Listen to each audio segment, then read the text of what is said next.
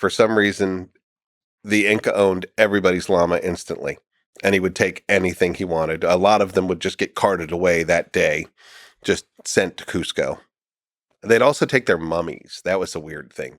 Everybody mourns their dead, but the Inca just ceased to accept it. They would the mummies were still there. Okay, he's dead, but look, he's still got clothes. He's at the party. Let's put a beer in front of him. Mm-hmm. They just kept people as mummies. And so the ancestral mummies of every town, part of the being absorbed into the empire was, okay, your most important mummies are now going to have their own beautiful house in Cusco. But they would physically bring those mummies to Cusco to make now Cusco the spiritual heart of their belief system. I mean, I can see how that would piss people off, but it's also a pretty powerful way to say, like, the ancestors that you idolize, that you respect, are now in the capital. They've been elevated. We didn't steal them. We have given them a new place of honor. And you're welcome to come visit them all the time. And they did. They have these festivals where everyone from all corners of the Inca world would come to Cusco. And which of the civilizations mummified people? Is it the Incas for sure mummified people, and even did some of that kind of like Egyptian-esque taking out of organs and preparing the body. They'd put like straw inside the cavity and mummify them. But the Maya didn't do it at all.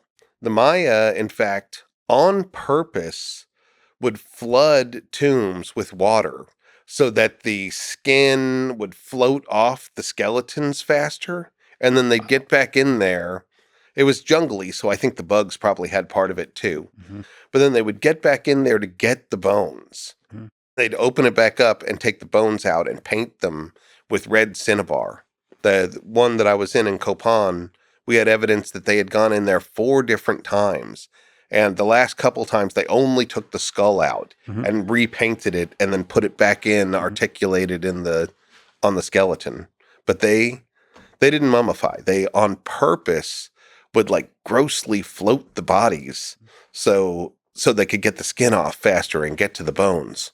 But would they keep the bones? Yeah, they'd keep the bones. And they'd pull the bones out occasionally and do rituals to them or commune with them and then put them back in. So there's still a deep connection to the ancestors, to the physical manifestation of the ancestors then. Yeah. Like whether mummified or bone. And to this day, like if you do an excavation here in the United States, Native American people don't like it. They don't like their graves, which is fine enough. I wouldn't want somebody digging up my grandma either. Mm-hmm. But the Maya, they love it. They love it. Every Maya person, if we find a grave, they're like, yeah, look at that, bones, cool, can I touch? Yeah, great. They're not spooked about it at all. They think it's exciting.